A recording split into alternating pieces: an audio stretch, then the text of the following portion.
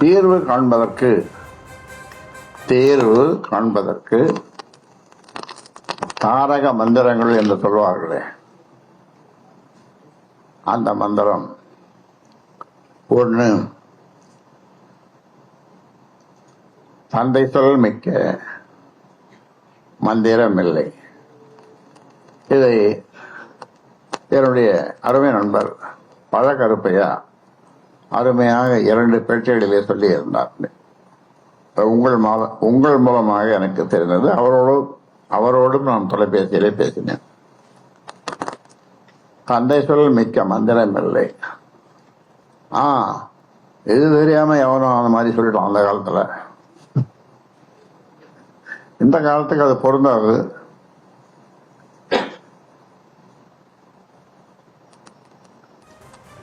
தந்தைக்கு பிறகே தனையன்,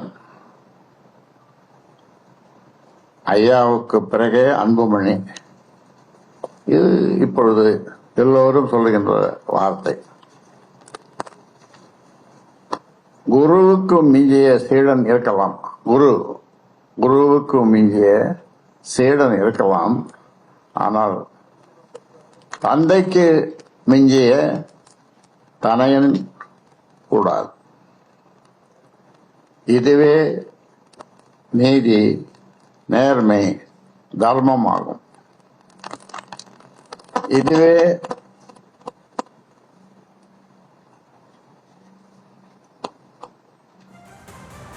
உலகியல் நேதியும் ஆகும். இதுவே சாஸ்திர சம்பிரதாயமும் ஆகும்.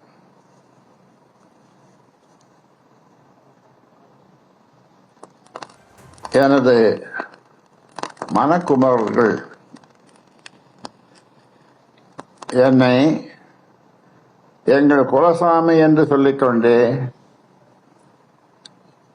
என் நெஞ்சு கொலைகளில் குத்துகின்றார்கள். என்னை குலசாமி என்று சொல்லிக்கொண்டே என் நெஞ்சு கொலைகளில் குத்துகின்றார்கள். எங்களுக்கு எல்லாம் ஐயாதான் என்று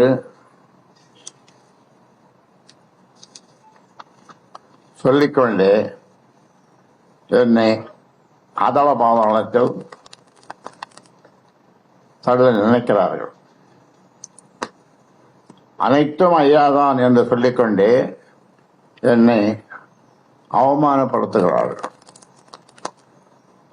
ஐயாவின் புகழை பெருமையை பேசுவதே எங்கள் நோக்கம் என்று சொல்லிக்கொண்டே சிறுமைப்படுத்துகிறார்கள்.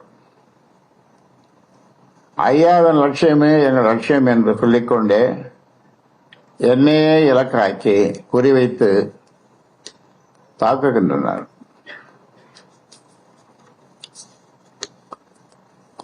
இதையெல்லாம் நான் உருவாக்கிய சமூக ஊடக பிரிவும் வலைத்தளங்களின் மூலம் எனக்கு எதிராக செய்கின்றனர். என் கைவிரல் கொண்டே என் கல்லை குத்திக் கொண்டேன். என் கைவிரல் கொண்டே என் கண்ணை நான் குத்திக் கொண்டேன்.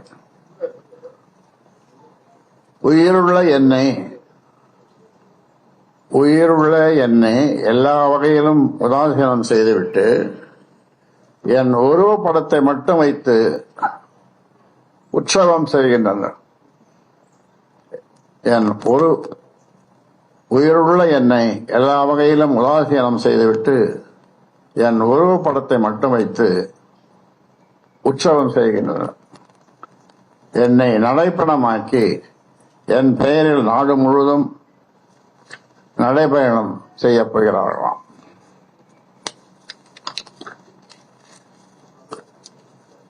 இது எல்லாமே நாடகம். அதில் ஒவ்வொருவரும் நடிகர்களை 7 வருஷத்துக்கு முன்னாலே பிரதமர் மோடி பதவியேற்பாளருக்கு நான் டெல்லி போயிருந்தேன். கௌரவ தலைவர் ஜி.கே. மணி, அன்புமணி, நாங்கள் 3 பேரும் அந்த விழாவுக்கு சென்றோம். அதன் பிறகு அங்கிருந்து அவர் தங்கிய அவர் வீட்டிலிருந்து கிளம்பி வரும்பொழுது, அதாவது 6-7 வருஷம் இருக்கும், அவர் சொன்ன வார்த்தை, அப்பா நான் இந்த கட்சியை பார்த்துக்கிறேன், அப்பா நான் இந்த கட்சியை பார்த்துக்கிறேன் அப்படின்னு. எனக்கு ஒன்றும் புரியல. விமானத்தில் ஏறினோம். அவர் இருக்கையில பின்னாலே அவர் உட்கார்ந்தார். அவர் என்ன நினைத்தாரோ தெரியவில்லை. நான் ஏதும் பேசவில்லை. நான் தப்பா சொல்லியிருந்தா என்னை மன்னிச்சுடுங்க அப்படின்னார். எதையும் தவறாக சொல்லியிருந்தால் என்னை மன்னித்து விடுங்க. அப்பொழுது 2 சொட்டு கண்ணீர் உட்கார்ந்து கொண்டு விட்டேன். அது அந்த பிளைட்ல விழுந்தது. அப்புறம் அங்கிருந்து மீனம் பார்க்க வந்தோம். அங்கிருந்து வண்டியை எடுத்துக்கொண்டு எதுவும் பேசாமல் அயலாபுரம் வந்தேன். இது நடந்தது 6-7 வருஷம் இருக்கும்.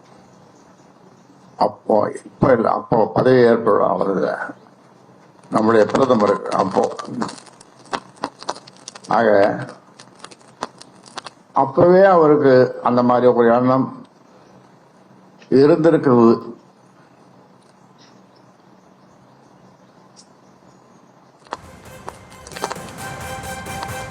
அதன் பிறகு அவர் எப்படி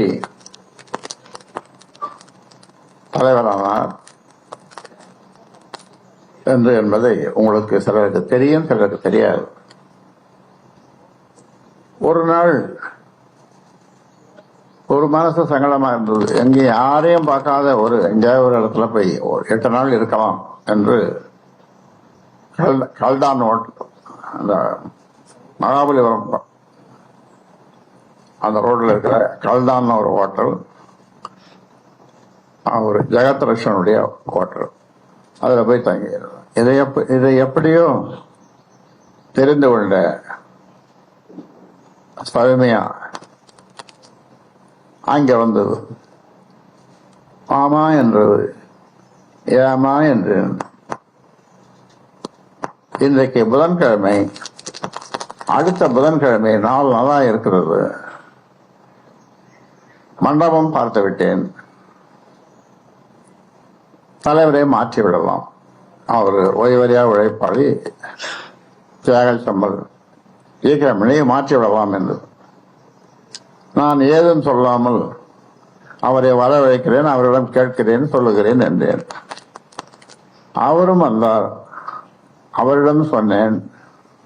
அவர் சொன்னார், நான் தயார், ஆனால் என்னுடைய மைத்துனர், என்னுடைய தம்பி, அவர் இருவரும் அவர்கள் ஜோசியத்தில் நம்பிக்கை உண்டு அவர்களுக்கு.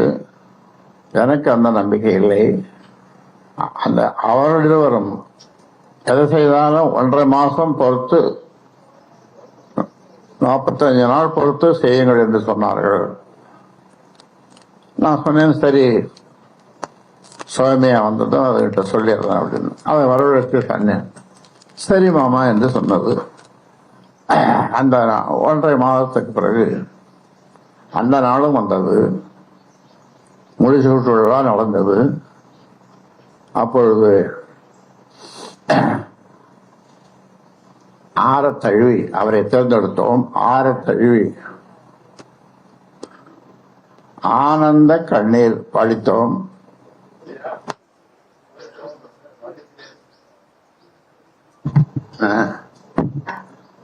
ஆனந்த கண்ணீர் வடித்தேன். அப்பொழுது நான் பேசும்பொழுது சொன்னேன், என் குடும்பத்தைச் சேர்ந்த பெண்கள் யாரும் கட்சி நிகழ்ச்சிக்கோ மற்ற நிகழ்ச்சிக்கோ கட்சி ஆனந்த கண்ணீர் விட்டேன். என் குடும்பத்தை சேர்ந்த பெண்கள் அரசியல் வேண்டாம், உங்களுக்கு அரசியல் ஈடுபடக்கூடாது என்று சொன்னேன். ஆனால் இப்போது நடப்பதெல்லாம் உங்களுக்கு தெரியும்.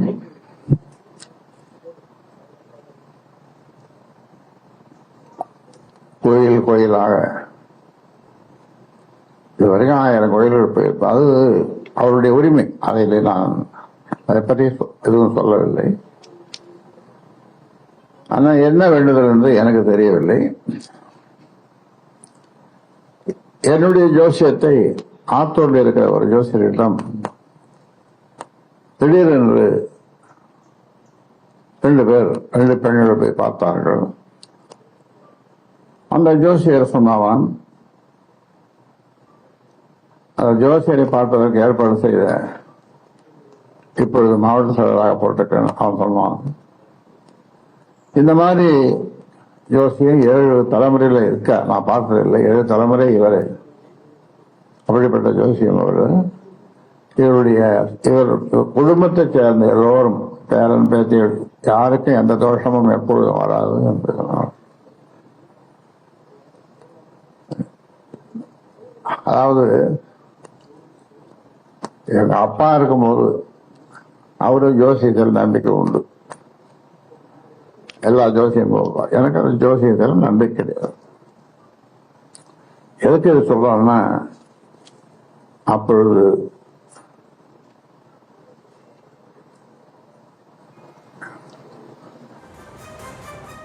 என்ன நம்ம ஏக்கமுட்டி பேரன் என்னுடைய கொள்ளு பேரன். எனக்கு அவன் அந்த பையனை குழந்தைக்கும் ஒரே ஜோசியம், ஒரே ஜாதகமா, என்ன சொல்றாங்க நட்சத்திரமா. அது சரி, அது போட்டோம். இப்போ அவெல்லாம் நீங்க துடிச்சிட்டு இருக்கீங்க. சரி, என்ன கேள்வி கேட்டு இவரை மடக்கலாம்.